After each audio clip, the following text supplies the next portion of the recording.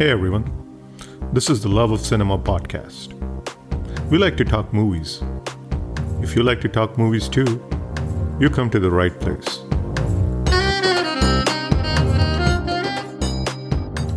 Vijay Anand was also a very, very modern filmmaker for his time. And especially the way he kind of looked at his women characters. Yes. Rosie is a very, very bold character in Guide. Mumtaz takes a stand when she has to in Tere Ghar Ke Samne. Yes. And in a romantic comedy like Tere Ghar Ke Samne, because romantic comedy depends on chemistry also of the leading stars, Nutan is as much ki Devanand's equal.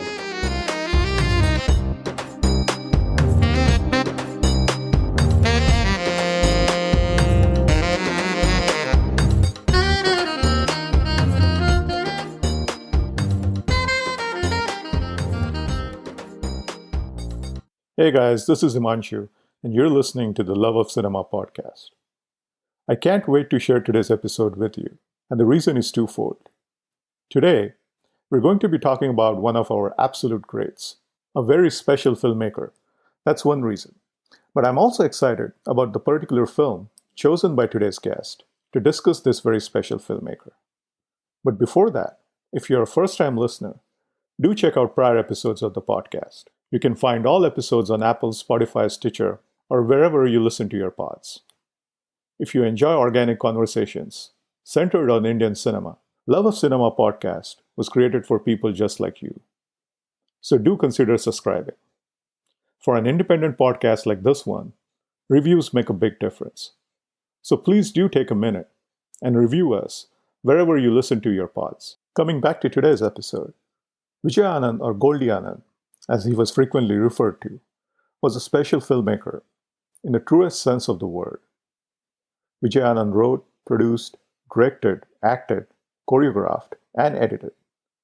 He even wrote the mukras for some of his songs. In a career spanning almost 30 years, Vijay Anand made almost 6 bona fide classics, including Guide, considered by many to be the finest Hindi film adaptation ever made. And of course, he also made some of Hindi cinema's most riveting thrillers and crime dramas, like Teesri Manzil, Jewel Thief, and Johnny Mera Naam. Vijay Anand also made breezy, innovative, romantic comedies, like the film which we will be discussing in detail in today's episode, Tere Ghar Ke Samne. His range was tremendous, not just as an artist and as a craftsman, but also in terms of the genres he took on, as well as the styles of storytelling he employed. Like I said before, he was a very special filmmaker for reasons more than one. To talk more about Vijay Anand, we have with us on today's episode, Karan Bali. Karan is a filmmaker himself and a film instructor.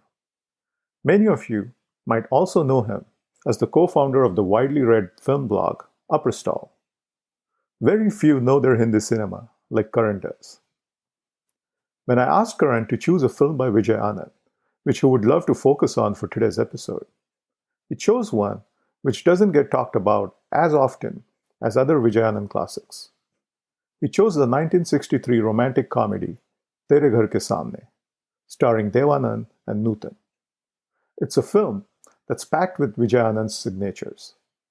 Brilliantly filmed songs, innovative storytelling technique, crafty shots, and beautiful nuanced moments. Karan and I chatted about Vijay Anand's range as a director, his artistic sensibilities, his unmatched flair for visualizing and filming songs, before moving on to Tere Ghar Ke Samne and discussing the magic moments, classic songs, and our favorite scenes from that film. On this episode, all things Vijay Anand and Tere Ghar Ke Samne. Here goes. Hey Karan, how are you? I'm fine, doing well. Great. I'm really glad we have you today on the podcast to talk about Vijay Anand. We're going to talk about a favorite film of his that you picked. But before that, I just wanted to set up this particular chat. And if we try to chalk up a list of the most versatile Hindi filmmakers, Vijay Anand's name would feature at the very top, along with B.R. Chopra and Yash Chopra. One of our absolute greats. Actually, to be honest, among the most versatile filmmakers, along with Vijay Anand, I would actually say, and again, underrated like Vijay Anand was Raj Khosla. Oh, yes, absolutely. The two of them, in fact, have a lot in common, which as we speak a little about Vijay Anand before we actually get into the film, in fact, I will touch upon. Please do. Vijay Anand is absolutely one of our greats, and his legacy coincides with the golden decades of Hindi cinema, if you will. He was one of Absolutely. those filmmakers who did everything. And so that's why I was thinking perhaps we should begin by discussing, what makes Vijay Anand one of our absolute greats. See, I think there are I think two parts to it. Of course, there is the filmmaker, but I think there's also the context of putting Vijay Anand in Hindi cinema history. I feel that I think Vijay Anand is a filmmaker who is recognized more by the serious film buffs and filmmakers of Indian cinema who look at the older classics. He has a very, very high place over there. But if you otherwise just look at the history of Indian cinema as it has otherwise been documented, I would actually say that though there have been landmark films, though there has been landmark cinematic craft in them, I feel that Vijay Anand hasn't totally got his due. Because even when we talk of the golden age of the 50s and 60s, inevitably the first four names that everybody kind of speaks about is Gurudutt, Mehboob Khan, Bimal Roy, Raj Kapoor. Inevitably these names come, and they are Right. taken to be the representation of the golden era. But I actually feel like you mentioned in the pre-chat, B.R. Chopra, and we spoke about Raj Khosla. I think there were also people like B.R. Chopra, Shakti Samanta, Raj Khosla, and Vijay Anand who need to get their due. Perhaps the four names are taken because though Vijay Anand made his debut in the late 1950s as a director with Nau Do Gyara, perhaps his name, to be fair to some of the historians, is not really taken because I would say he hit his peak in the 1960s. And what is, Right. I think, very, very important, and where Vijay Anand stands out even more in the 1960s is that I would actually say that the golden age of the 1950s, we hit a peak with, say, Mughal-e-Azam in 1960. The bar was raised very, very high for where Hmm. mainstream Indian cinema could go then. And the way things changed from that decade, uh, one film that, kind of caused a change in Indian cinema uh, and its storytelling was actually Jungli to me, Ah, which that's came in interesting. Okay. 1961. And what happened was with Jungli, Hindi cinema shifted to color. The plot began to take a kind of secondary thing. It was basically boy chases girl in hill station, 7 or 8 good songs. If you have a villain, he also, wants the heroine, one, fight in the end, and it all ends happily, so to say. And this was a trend that really took off in the 1960s. When Shami Kapoor took over, even the other heroes who came in like Joy Mukherjee and Biswajit, they in a way, were poorer copies, I would say, of Shami Kapoor. And somewhere I would say there was a decline in the quality what the golden age reached in the 1960s. Further, where Hindi cinema got very, very badly hit in the 1960s was that in 1964 we lost Gurudutt, in Right. 64 we lost Mehboob Khan, Hmm. and in 1966 we lost Bimal Roy. So three filmmakers who were anyway going against the grain while working in the mainstream and making their individual kind of cinema, which is of a very high standard, we lost all of them. Vijay Anand's rise to fame is all the more important because he was the silver lining in this period. When when Indian cinema, as I would say to me, mainstream cinema began its decline, which we then kind of saw in the 1970s and of course 80s was by far the worst era for Hindi cinema.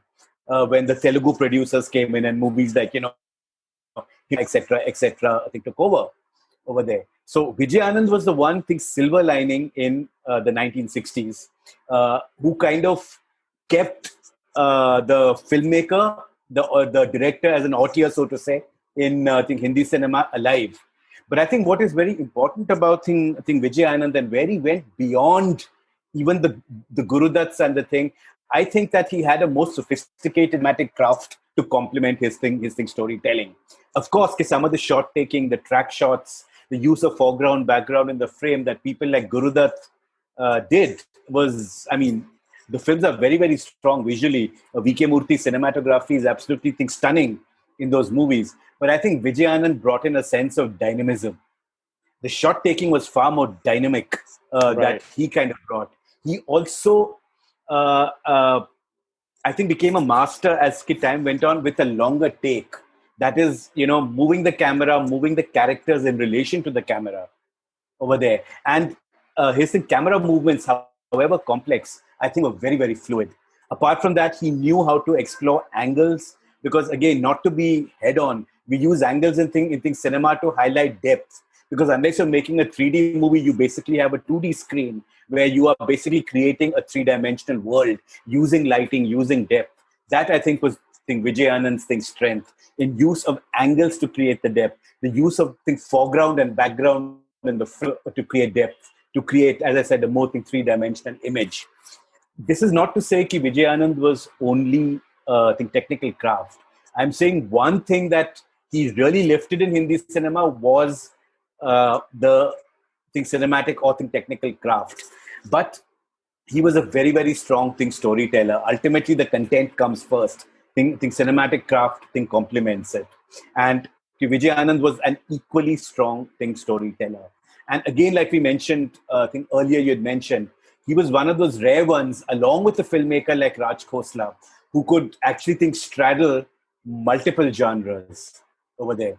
If Vijay known for thrillers like Jewel Thief, Teesri Manzil and Johnny Mera Naam, he's also known for very, very mature works like Guide or, for example, Tere Mere Sapne. I think the way he's handled the man-woman relationship in Tere Mere Sapne is beautifully done. There is a maturity of a filmmaker. There's a maturity of, I think, filmmaker who understands both what men and what I think women are all about, especially in Tere Mere Sapne, in the sequences between Mumtaz and Devanand.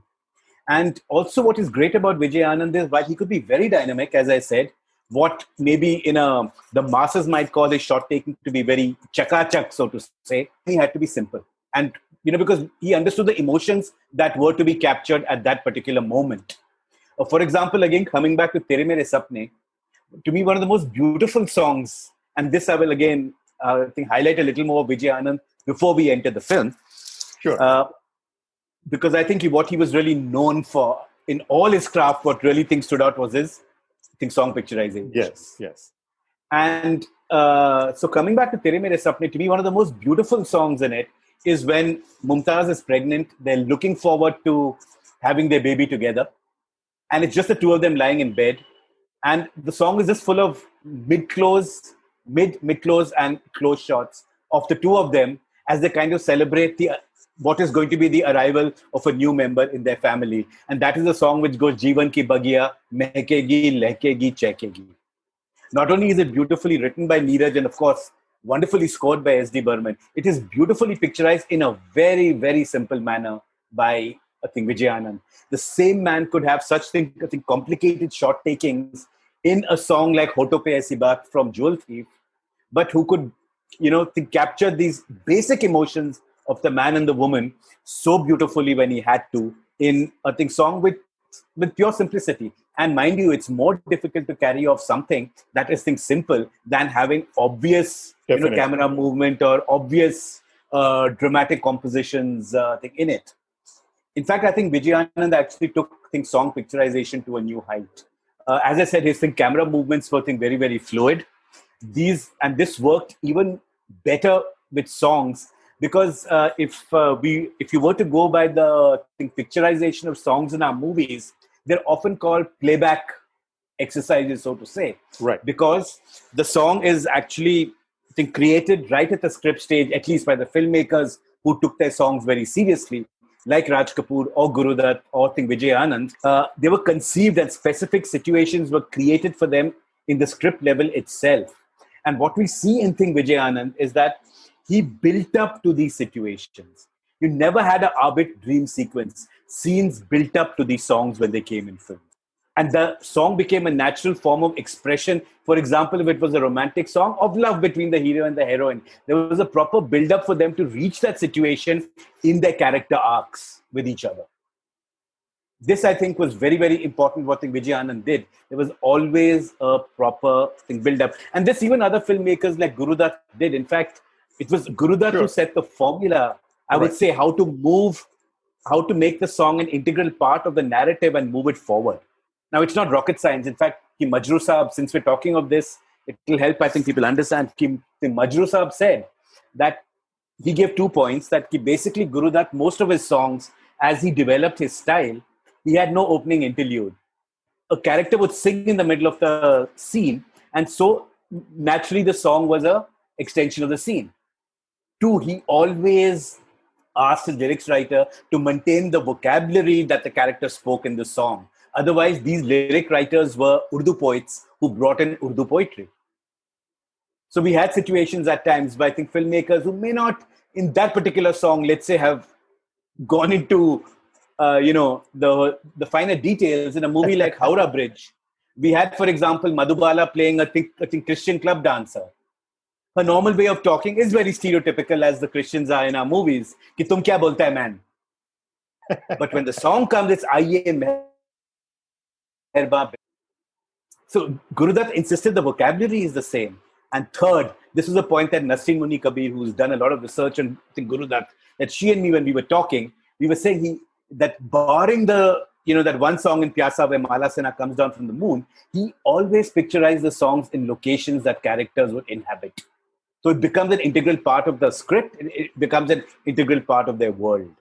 Right. So in that sense, a Gurudat song moved the story forward. Vijay Anand took off from that. In the sense that, of course, he had opening interludes, but he built up to that song for that song to be a natural expression of the characters at that point. If you look at all his songs, there's a proper build-up. In Guide also, Rosie takes Raju to the market. There's that whole wonderful scene with the ghungru where he's embarrassed when she walks with the ghungru. Oh, yes. And she even kind of tells him that, if you feel ashamed, you walk on the other side. And then that leads to them taking the truck for Chittor, and that leads into Aaj Fir Jeene Ki Tamanna Hai.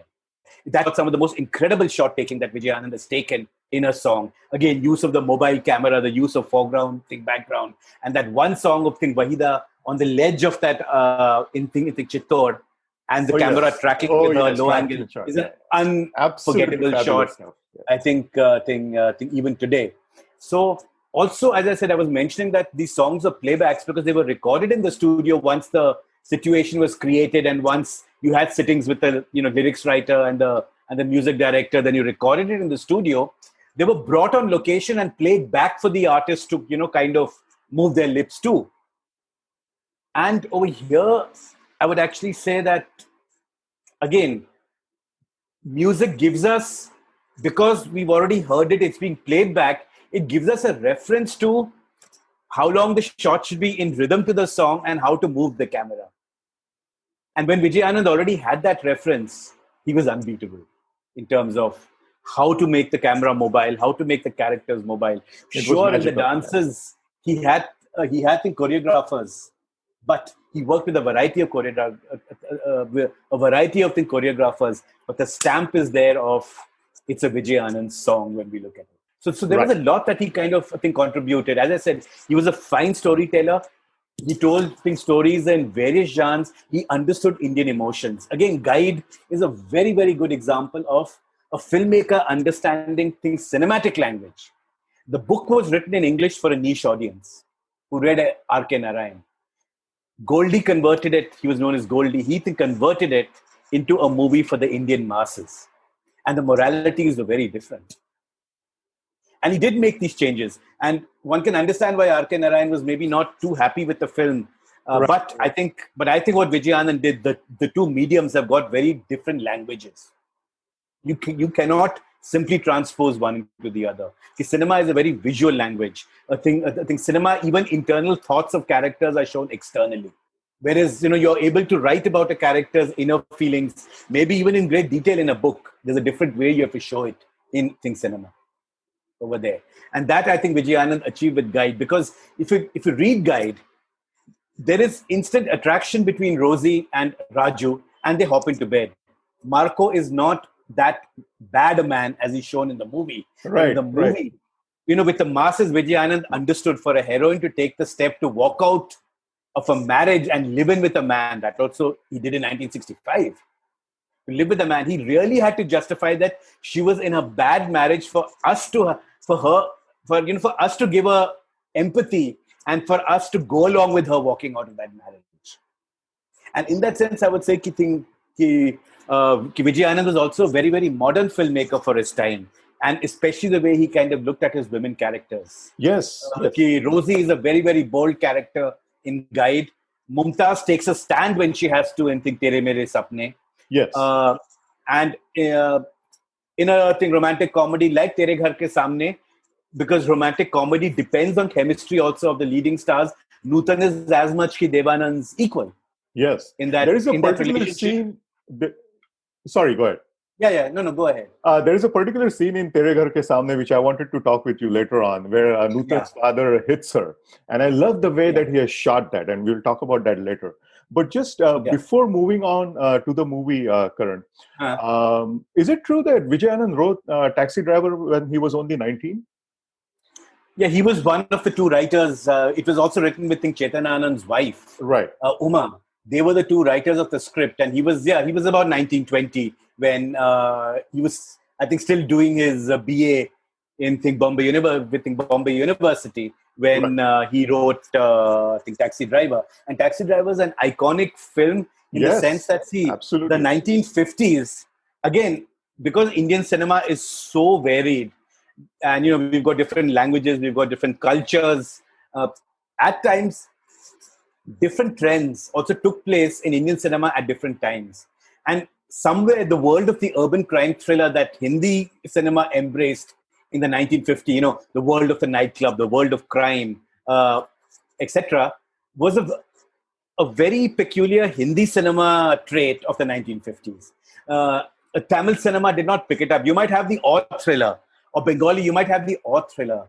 But it was a very, very huge genre in Hindi cinema of the 1950s. And a lot of filmmakers actually made their debut or got their breakthroughs in this genre. I think Vijay Anand included, both as a writer with Taxi Driver, and then, of course, as a director with Nodo Gyara, which actually combined what we call the road film with the urban crime thriller.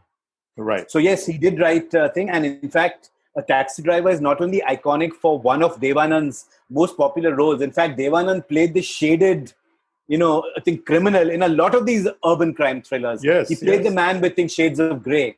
But I think what's interesting in Taxi Driver is also how important Bombay city itself plays in that script. It's a character, I think, by itself. Chetan Anand and the cinematographer V. Ratra have done some incredible on-location shooting in Bombay and very, very controlled shooting in spite of being in very, very iconic areas of Bombay. That even the credits of the film actually say that the movie stars, Devanand, Kalpana Karthik, Sheila Ramani, etc., and the city of Bombay. They have acknowledged that the city of Bombay is an equal character in that film. Over there. So yes, he did have his beginnings as a writer young, but over there I would say, of course, the talent shone through later, but I would say it was the advantage of being born in a film family as well. I mean, Chetan Anand, the elder brother, Devanand, the star, is there, and the sister-in-law, Chetan Anand's wife, had also kind of worked as a writer over there. So Navketan was a ready-made setup, so to say. Right. He was fully immersed in it. Right. It was there. Right. His talent is what made him stand out. But the fact is that, yes, let's say the break was easy, but you have to be talented to get that breakthrough. Absolutely. Now, you didn't pick Guide, Jewel Thief, or Teesri Manzil, some of the films which truly cemented Vijay Anand's legacy. But you picked the breezy 1963 romantic comedy Tere Ghar Ke Samne to talk about the director. In terms of the films, I feel enough has been also kind of looked at. Yes, they are great films, like Guide, and especially the mystery trilogy of Teesri Manzil, Jewel Thief, and Johnny Mera Naam. But I feel somewhere Ki Tere Mere Sapne is actually a rather underrated film, and I think it's a very, very fine film in its own which can think stand on its own. It is, I think, one of the finest romantic comedies I have seen in Hindi cinema over there. And just because those other movies of Vijay Anand, I think, have been spoken about more, I think this film has got a little bit of a raw deal, and I think it stands up as being equal to anything great that Vijay Anand has done. Actually, both this and think Tere Mere Sapne, I actually debated a lot between these two when you kind of, I think, came to me. But I think Ki Tere Mere Sapne is more complete as a movie. There are certain portions in think Tere Mere Sapne that now when one looks at the movie, the entire track with the actress and with Hema Malini, that looks a little forced in that film, which kind of takes away a little from the main plot. But I think you think somewhere, Ki Tere Mere Sapne is I think far more complete, and I think it's a fantastic romantic comedy, and it actually just shows how good Vijay Anand was with romance, how good he was with, again, the smaller details in building up the relationship between the hero and the heroine, because ultimately in a romantic comedy everybody knows hero is going to get the heroine by the end. It's the journey that's important, and I think it's a fantastic journey. Now let's talk about Tere Ghar Ke Samne in detail. And I definitely want to hear your favorite bits from it. And I'll just share a few things that, I find fascinating about this film. Yeah, sure. For example, right at the very beginning of Tere Ghar Ke Samne, right after the opening credits, Vijay Anand quickly sets up the city where the film is set, Delhi. And it's hundreds of years of history through a wonderful montage of street signs. Yeah, right with the titles and the street signs. It again kind of reinforces that this is a filmmaker who was never short on ideas. He was always throwing up fresh, innovative ideas. And what can you add to that opening sequence and that montage? See, I think it actually, again, a scene should move the story forward and not, kind of think stop it. That is, again, I think Vijay Anand is a master. And again, the opening of Tere Ghar Ke Samne, apart from that montage being innovative, he gets to the point thing straight away with the auction and the enmity of the two men. He never wasted time in a movie or scenes. I think he understood what each scene contributes to a story. See, when I also teach filmmaking, and I often ask my students to write down in one line what that scene is doing to their story. If they don't have an answer, maybe it's redundant. But if you know what it's doing, then you know how best to enter it and how to exit it. Right. And that, I think, again, Vijay Anand was a master. And it's interesting that you mentioned the montage. I also think he was very, very good with his use of montages. The way he kind of establishes Delhi, as I said, history through the names of these streets over there. And then, of course, setting up the auction. Even right from his first movie, you see these germs. In Nordo Gyara, there's a particular bit in the climatic song, Sile Zuba, where I think Sashikala is dancing, and the other people are wondering what's happening in the room inside, where there's a fight going on, and he just cuts to a montage of only hands. Those hands, the way they're rubbing each other, they're tense. That brings out what the characters are thinking. And that, again, is very interesting. For Vijay Anand, acting was not merely the face, it was the entire body language that could speak. And so, yes, as I said, this beginning sets up the story straight away. The enmity of these people, and somewhere it is that, of course, I think some point, these two are old men, of course they think children are going to fall in love. And his approach to comedy in this movie is also quite interesting. It's somewhere between the slapstick and the sardonic. And an example would be the exchange between Rashid Khan and Nutan, when Nutan says, हमने तो एक अच्छा तजुर्बेदार architect मांगा था. And Rashid Khan retorts saying, ये एक अच्छा और मैं एक तजुर्बेदार architect. Yeah. See, there's any good comedy and its dialogues, there would be repartee, there would be wit. We find that in Tere Ghar Ke Samne in abundance. But of course, Rashid Khan, because we have to understand that mainstream cinema worked with different elements, with different items. So at times, even a movie like Tere Ghar Ke Samne had a different kind of a track for Rashid Khan. But again, I think what stands out in Tere Ghar Ke Samne is actually the main romantic track for a Hindi movie. I actually find is very, very sophisticated. And yet it is something that the common man can enjoy. And this is where I think Vijay Anand was very, very good at. The intellectuals and the masses both kind of understood his work and both appreciated his work. I would say he was what Mani Ratnam became in the 80s and early 90s. This is what Vijay Anand was in the 1960s. That's very interesting. I see. Right. He could carry both the masses and the classes together. And as I said, he lifted cinema craft, which is what Mani Ratnam did in the 1980s. Right. And again, Mani Ratnam also came from a background where he was educated, he was more sophisticated, and we kind of saw that in his aesthetics, in his thing. And we see this in Vijay Anand's also. I mean, urban stories came to him naturally because he had, by and large lived in Bombay. And he often stuck to milieus that, be it Nau Gyara, Kala Bazaar, Tere Ghar Ke Samne, that he understood. He understood, I think, urban India. Right. Couple of scenes, Karan, that I wanted to discuss with you, which takes us back to our chat about Vijay Anand's directorial style. The first scene is Nutan's quote-unquote entry into the film. We see her parents talking, and then very casually the camera pans to the right, just bringing her in the frame. And this is an example of fairly low touch as far as direction would go, I would think. And contrast that scene with a scene where Nutan's father hits her. And it's almost shot like a scene from a classic American or European horror film. It's a slow zoom in on Nutan's face, intercut with the camera moving away from and onlooking Devanand. And Nutan's father hitting Nutan is an act of violence. And it is shot, appropriately so, almost like a scene of horror. And it is a dark moment it's an unexpectedly dark moment in that film. And the lighting and everything also complements it. And here again, I think one has to again kind of compliment the cinematographer also along with the director. Right. Of course, the directors visualized it. But again, I think, in the 1950s and 60s, we never really gave a lot of the technicians their due. And somewhere V. Ratra as a cinematographer who shot Tere Ghar Ke Samne, again, not many people speak about him, but all the important Navketan movies, right up to Guide, from Bazi to Taxi Driver to Nau Gyara, were shot by Ratra. So that Navketan look evolved from Ratra, actually.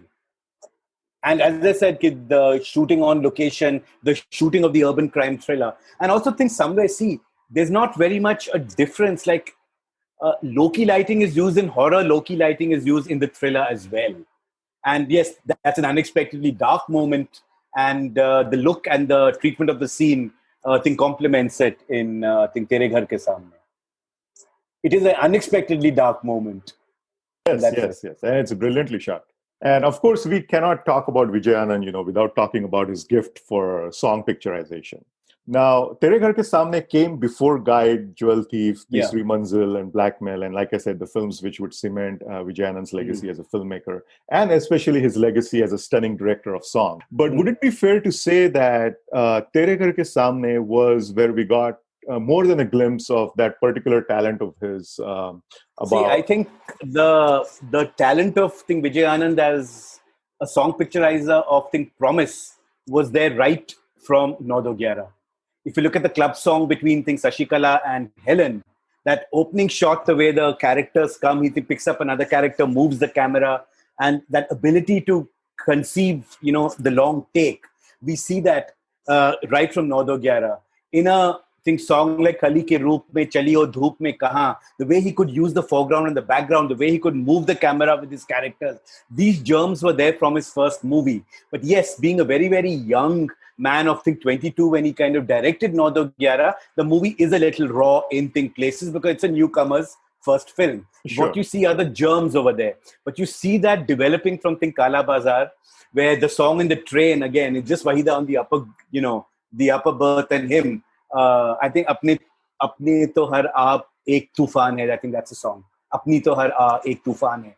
He could actually picturize a song very interestingly in a very, very enclosed space. Now that is a true also sign of a talented filmmaker. It's very easy to have greenery, gardens, and picturesque locations. But how do you picturize a song when you're in a very enclosed location? He showed that among other things in Kala Bazaar, and of course in Tere Ghar Ke Samne we have the song when they go to the Qutub Minar, Dil Ka Bhavar Kare Pukar, which is I think a masterclass in how to film a song in a location which is so enclosed, which is so difficult to get different camera angles. And the And fluidity of that song. I mean, it just of flows. course, And also the trick shots in Tere Ghar Ke Samne, the song Tere Ghar Ke Samne. yeah. But before we go to that, since we're actually, I think, talking of Dil Ka Bhanwar Kare Pukar, because I think that's actually, to me, I think that is actually the thing highlight in terms of Yes. what Vijay Anand as I think filmmaker has achieved.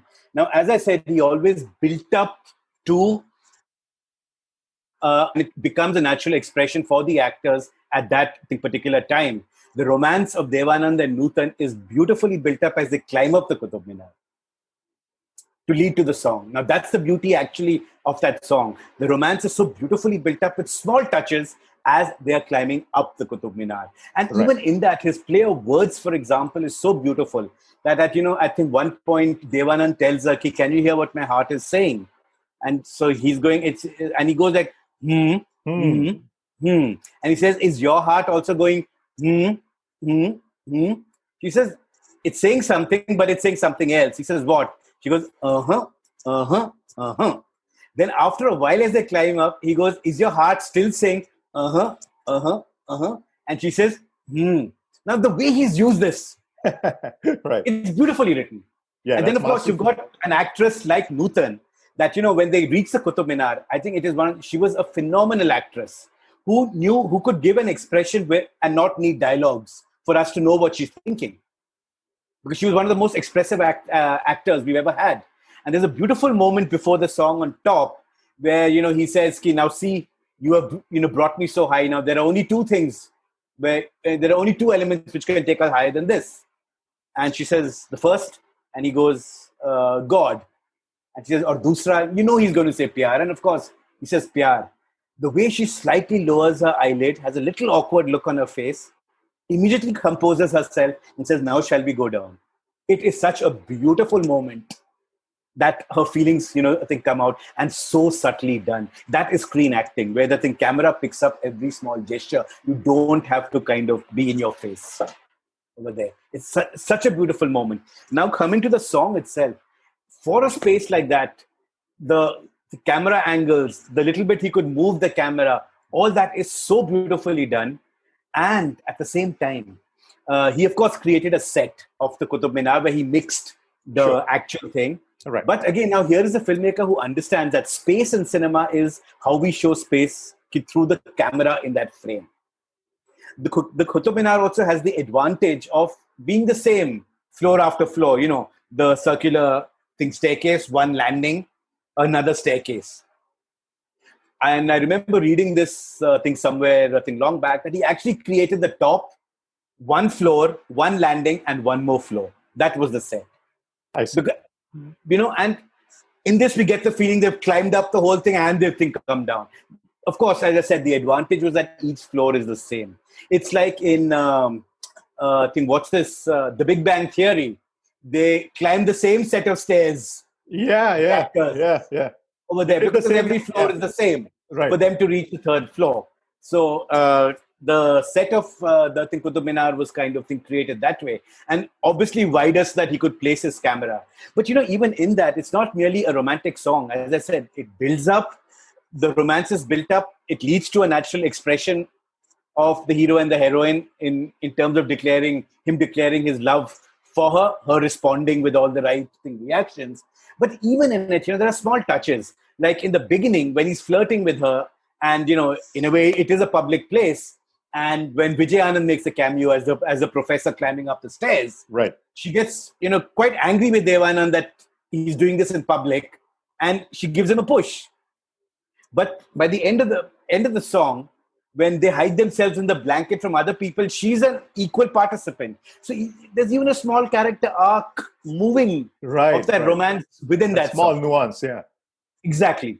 Which I think he was a master of the nuance and the smaller details over there. And this, I think, actually makes it one of the best picturized songs. Because as I said, to get angles, movements, and of course, the way they've created stuff in the studio, one of the most beautiful shots is where you actually move with Nutan as she comes down the stairs. She's obviously going towards the window. The window is the camera. The camera tracks back. Obviously, there's a fan in the studio to give that breeze onto her hair. But it's been so beautifully constructed in the studio. Is Dil Ka Bhavar the last great black and white song? Uh, I wouldn't say that because, see, for example, there were filmmakers who in the 1960s also made I think black and white in films. And now, for example, in what was to be Guru Dutt's last film as a producer, of course, he used to picturize the songs himself. Bahare Phir Bhi Aayenge. Now, one particular song, though no one confirms it, the sad song on Mala Sena, वो हंस के हमें मिले हम प्यार समझ बैठे. It is beautifully picturized and it's got the Guru Dutt style of swooping crane movements, the play of light and shade, the use of close-ups, composing Mala Sena through grills. Now, the rest of the movie, of course, is not very good, but that song is beautifully picturized. So I wouldn't say it's the last of the great. There were filmmakers who did make black and white films even after 63. And I think some of them, the songs do stand out. Now, for example, Wo Kaun Thi came in 64. And again, Raj Khosla's picturized some wonderful songs. Oh, yes, absolutely. Oh, how can I forget? Again, I think Lag Ja Gale is beautifully filmed. Oh, yes, absolutely. So now, for example, that came in, I think, 1964. So I wouldn't make that strong a statement. Okay. But of course, it was the last but one film that Vijay Anand made in black and white. Unfortunately, that last film we don't know anything about because though it was started in 1963, it went on for 5 years and it got a very limited release because the producer had financial issues and then it went off and no print exists of that movie today. It's a movie called Kahin Aur Chal with Deva Anand and Asha Parekh, which finally limped to a release in 1968, though it was started in 63. It was a black and white movie with Deva Anand and Asha Parekh, directed by Vijay Anand with Shankar Jaikishan's music. Only a clip of one sad song I've seen in YouTube a long time back. Nothing so even else. The soundtrack exists. Is not there? The soundtrack might be there with HMV because if the movie reached that stage, I'm sure the songs would be there. Okay. Over there. And now moving on to the trick shots in Tere Ghar Ke Samne. What can you tell us about those beautiful shots? Well, okay. And the whole idea. We were a little raw. For example, the song, the title song with Nutan in the glass over there, and he kind of sings to her, and yes. Of course you can kind of see the lines and stuff. But I think again, it's more innovative on an idea level, and that's what I think. If one had state of the art in VFX, I mean, today, of course, it could have been enhanced. But what's more important, it's not VFX for the sake of VFX. That is a very, very innovative way of kind of picturizing that song. The way, Ki Deva Anand looks at her in the glass. In fact, to me, VFX enhances a story if it is used to make the story look natural. For example, what Hollywood did with Forrest Gump. And not very obvious in your face VFX. The VFXs in Forrest Gump for him to meet, JFK and etc., were made to look natural.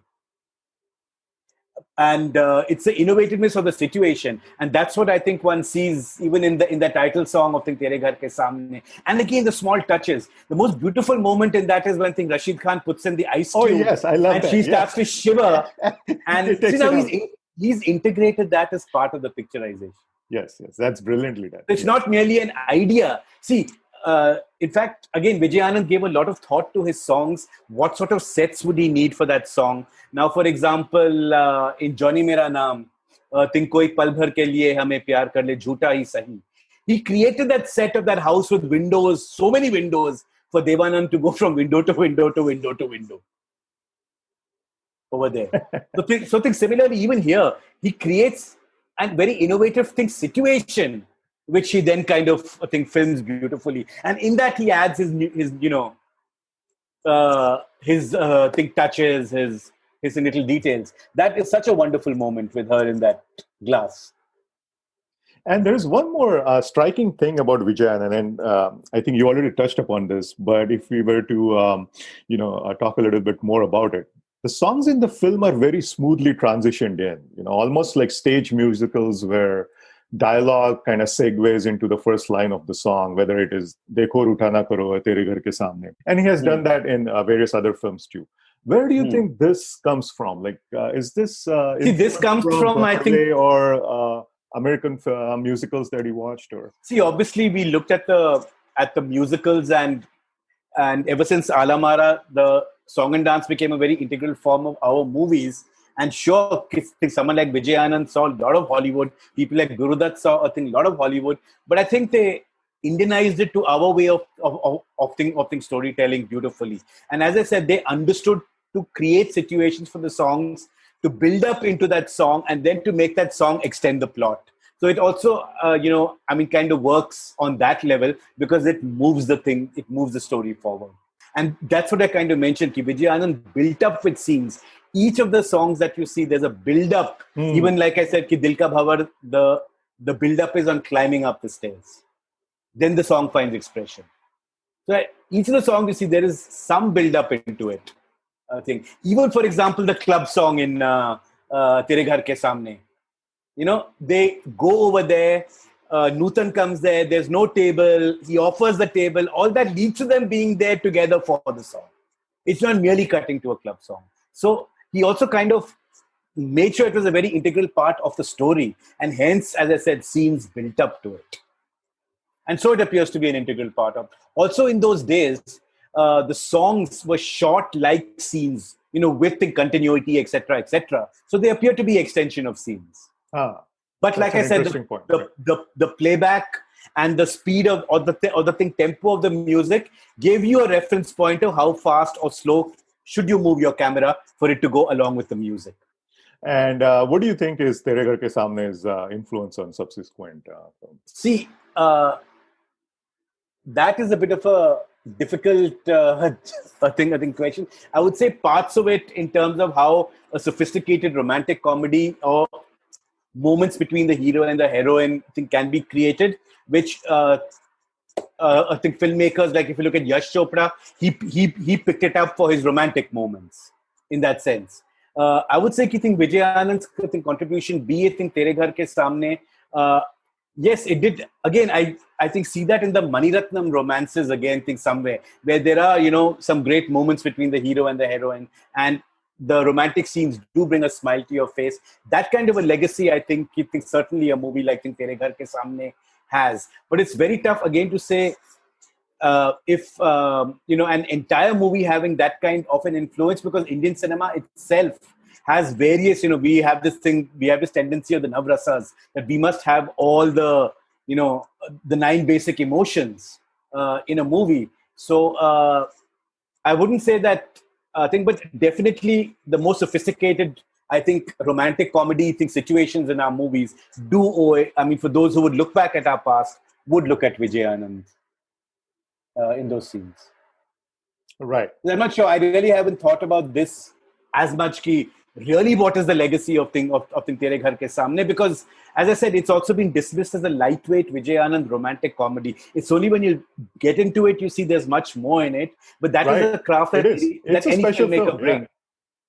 Because it's not only, I think it's not only just the romantic comedy. He looks at the generation gap. He explores the older generation to the younger generation. He sees in which direction the country's moving. Then I think the characters of the two mothers are very progressive, especially Om Prakash's wife. She said, she actually tells her husband, how could you kick him out for smoking and drinking? Mm-hmm. So what's wrong if he has a drink once in a while? Which is a very big thing in our movies where, ultimately the ma would ultimately slap the son ki tumne aaj sharab pi hai.